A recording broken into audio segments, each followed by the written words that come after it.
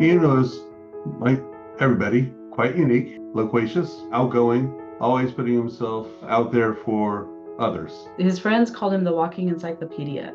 He knew everything about everything. He played soccer growing up. He was a really, really good goalkeeper. He was the guy that everybody went to for music recommendations. He was on the robotics team and loved exploring everything he could about the world. The end of his freshman year of high school, he started having really bad indigestion, but after 3 or 4 days, it hadn't gone away. So the next step was an MRI, which showed that there was indeed a tumor. The treatments that were available for hepatocellular carcinoma were very limited and known to be not particularly effective. There was chemo, and it was strong chemo, but his oncologist said right off the bat, in most patients, it's not effective.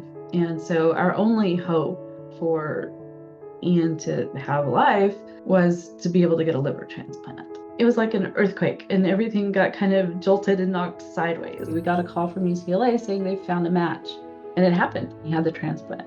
When the cancer came back the second time, he had just finished his freshman year at UCLA. What's worse than hearing your kid has cancer is there's nothing we can really do. Yeah. And they never gave up. Ian never gave up, but he knew his life would be ending sooner than a lot sooner than it should have. All his friends from UCLA got together. They rented a cabin up in the mountains, and they all wrote letters to him, explaining who he was to them. At the end of his sophomore year at UCLA, he got an internship on Capitol Hill. Thin but determined, he's like, okay, I'm gonna go to Capitol Hill. This is what I wanna do. I wanna make a difference out there.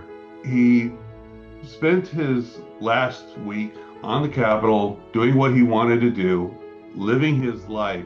He would send me a photo from the front of the office looking back at the Capitol.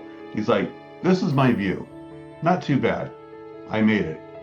But when I went to go pick up his belongings, in his backpack were all the letters that his friends. No regrets.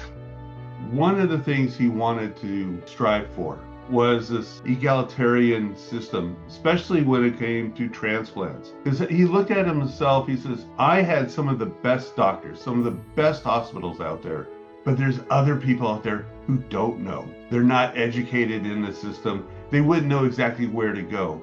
He said, that's really not fair. So that was the kind of inequality of access that Ian wanted to try to remedy on Capitol Hill. This is a problem that is really hidden. It's hard to diagnose. It's hard to find out about until it's too late. Nobody expects to find liver cancer in young people, especially the kind of cancer that Ian had. Training doctors to recognize symptoms that could be that and to investigate.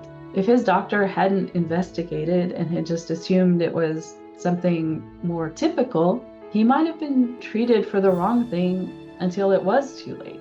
Ian would have worked so hard to make the world a better place for people.